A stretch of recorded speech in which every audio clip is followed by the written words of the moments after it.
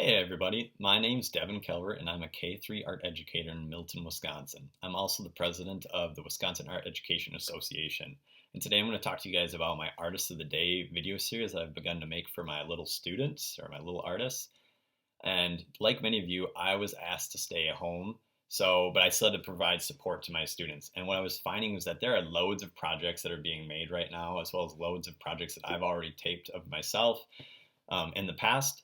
And what I wasn't finding is that there weren't many good, appropriate artist videos that I could show to my students that were short, that would catch their attention, kind of give them a summary of them.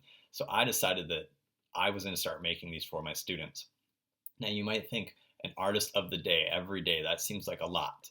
And when I thought about it, my coworkers that are classroom teachers, they're being asked to make a video every single day for their students.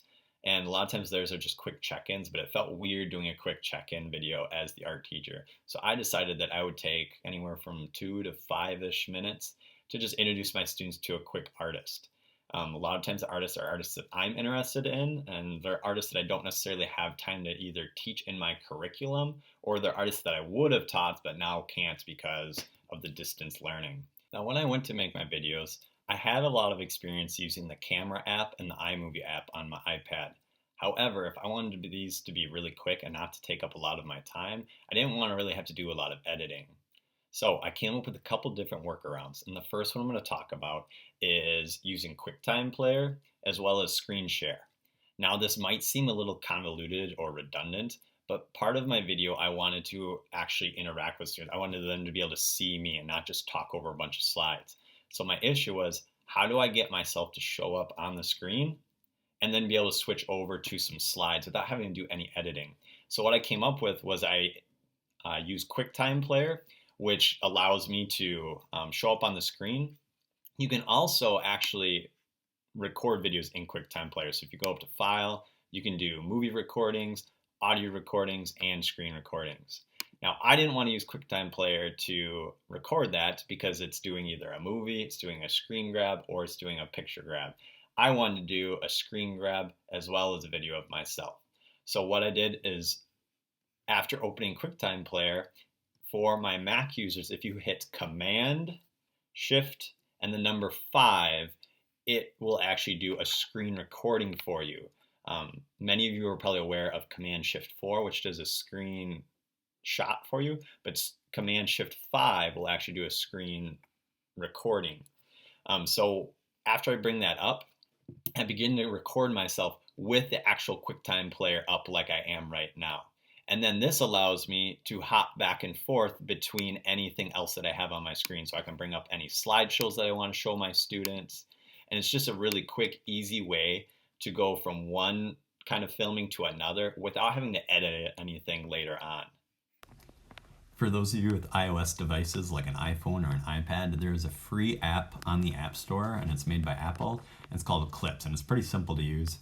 If you go into Clips, in the top left corner, you can click Create New.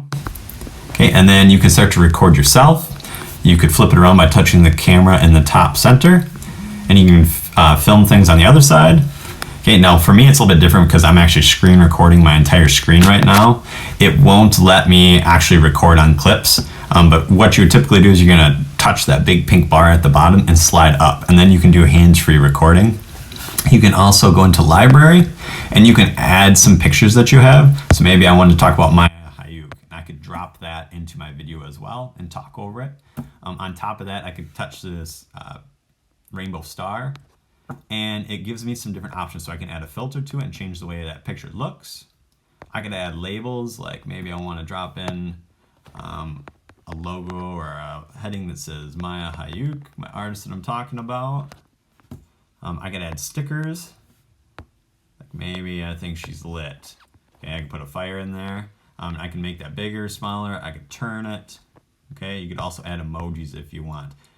The stickers, going back to the stickers, they are animated as well. Now they're not going to show up animated on mine because I'm not actually filming in the Clips app right now. But if you were working in that right now, you would get to see that fire kind of move around and crackle like an actual fire. When you're done, you're just going to save it.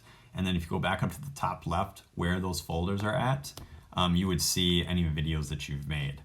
Something else that I thought of while I was making this video was that if you go to the very top right of the iPad, touch and bring down, it's got to be the top right, you get your control panel. And on that control panel, you'll actually see that I have a red flashing dot. That means that you can actually screen record things happening on your iPad. If you want to screen record with audio, you need to hold that red dot, and then it'll ask you to turn on your microphone. And then you can also screen record as well as have audio with that. So that's another option too if you're trying to make a video straight from your iPad. Those of you who aren't Apple users and you use Windows or PC, something else that you can try is called Screencastify. It's just a way to record your screen. You can find it by just typing Screencastify into Google.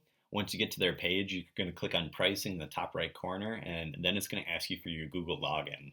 After you've punched that in, there's a spot in the lower right that says redeem coupon. Screencastify, knowing that a lot of people were going to have to teach from home, actually opened up their programs for free for the next month. So if you type in the coupon code CAST_COVID, looks like it's all caps, supposedly that allows you to use their program for about the next month. And it also says you're going to have to click activate license, no credit card required, ignore the next billing date. I have not personally tried this out because I am an Apple user and I have it already built into my operating system. But my friend Jean Bjork put this out, and I trust that what she has to say is probably correct. And if you don't want to use Screencastify, there are two other options. One is Screencast-O-Matic, pretty much the same thing as Screencastify, just a different company.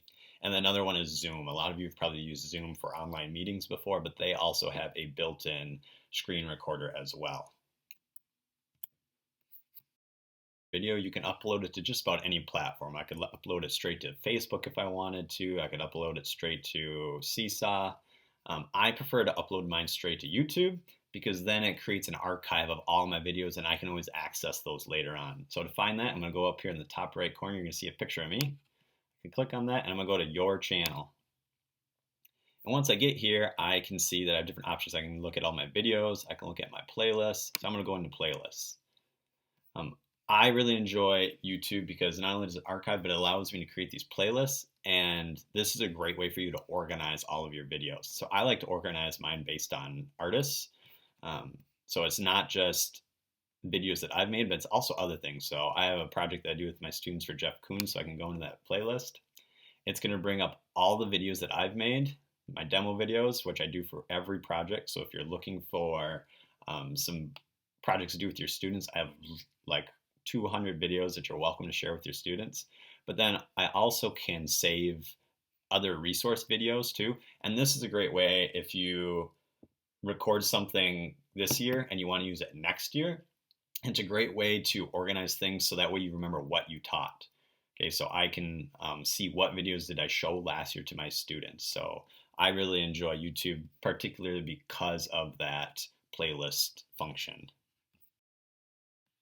So these videos don't have to be something that your students just watch. I like using them because it allows my students to still continue to be introduced to the artist, but I could see really at the secondary level, putting out questions about the artist and having your students answer those questions. They could write a short paper or a bio about the artist. They could create an artwork inspired by the artist. Or my personal favorite is you could set up an Art Madness tournament, and I've provided a link in this PowerPoint. So if you go to that, I actually wrote an article for the art class curator a couple of years ago. And I'm sure many of you are aware of the Art Madness tournaments, but it's based on the March Madness basketball tournament. But every year with my third graders, I choose 10 artists that are all centered around a common theme. And then over 2 classes, we talk about each artist. I tell them a little bit about each artist, and then they vote and have to discuss why they preferred one artist over another. So if you go to this link, I actually provided you with 10 artists that you could use right off the bat. These artists were all contemporary female artists, but I provided a picture for each one. That's actually 3 pictures for each artist, and then a quick little blurb about the artist if you're unaware who they are. But I could easily see you making 6, 8, 10 short videos, and then creating a Google form, and students could watch the video about the artist and then go on and vote on a Google form on who their favorite artist is, and then you can narrow down the bracket from there. So follow that link and it'll take you right to Art Class Curator, and there's lots of good info on that link as well. Now you might be wondering, who do I talk about? There's so many artists out there. How do I decide on who should be discussed and who shouldn't? I recommend picking artists that you're most passionate about because students pick up on that. If you're into pop art, talk about pop artists. If you're into street art, talk about street art. I'm personally really drawn to contemporary art, so that's typically what I discuss the most in my class. If you run out of ideas for artists, you can talk about architecture or locations around the world. Kids really like to talk about architecture, and then they can actually use Google Earth to go and visit those places like a virtual field trip. I've done that a lot with my students after discussing places. You can talk about architects. One of my favorite resources is this book called The Secret Lives of Color by Cassia St. Clair. And she has gone through and talked about the history and use of like 100 different colors in here. It's a really beautiful book. She actually color matched all the colors to their pages. But really cool history to a lot of colors that most people don't realize. So if you don't want to talk about artists or architecture or architects, you could always talk about the history of colors. And you could also talk about things that are actually happening in the art world right now. I've had discussions with my students on Banksy when he does his shenanigans around the world. One of my favorite stories to tell is Stuart Semple and Anish Kapoor. They're two artists that kind of got into it over the use of Vanta Black and how Stuart Semple kind of stood up for the rest of artists against Anish Kapoor's sole use of that black. So there are a lot of really cool things happening in the art world if you want to talk about current resources.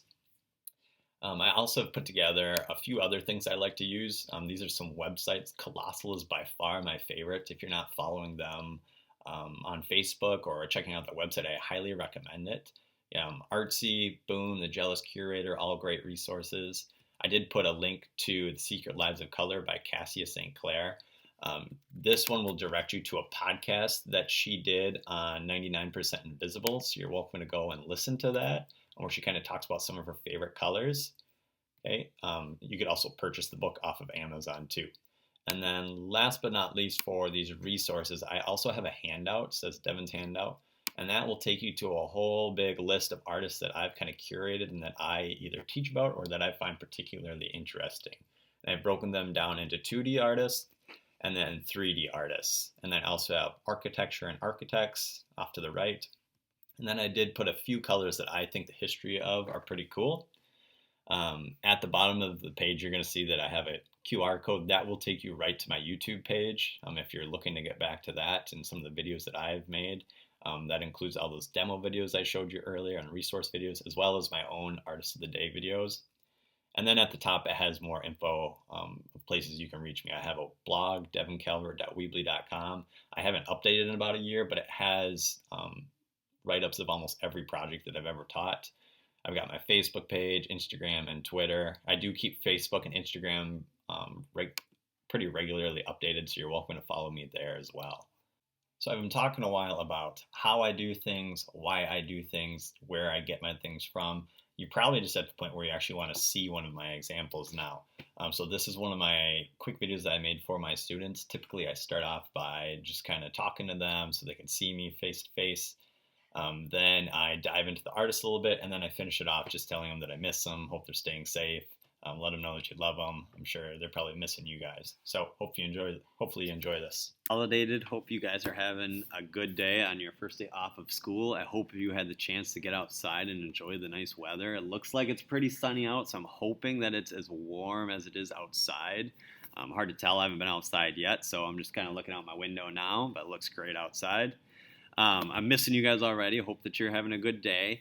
I came up with an idea today that I thought I would try to introduce you to a new artist. Hopefully every day is my goal, but we'll see. I might start running out of artists or get busy or something, but hopefully I can keep doing this for you regularly. Now, when I introduce you to these artists, I'm not going to dive quite as deep into them as I do on our projects, but I thought they would just be kind of a quick 2 to 4 minute video just to introduce you to an artist, kind of talk about their life, and then show you a couple works of art by them. So today I want to introduce you to one of my favorite artists, and her name is Ursula von Ruydingsvard. And Ursula, she is a living artist. Remember that when we talk about living artists, we call them contemporary artists. And Ursula is 74 years old, and she is originally from Germany, but I believe that she spent most of her life in the United States, and I believe she actually lives here now. Now, I had the chance to get to see Ursula in person a couple years ago when I was in New York City. I was aware of her work before this, but it was a really cool opportunity to actually get to hear her talk about her work in person.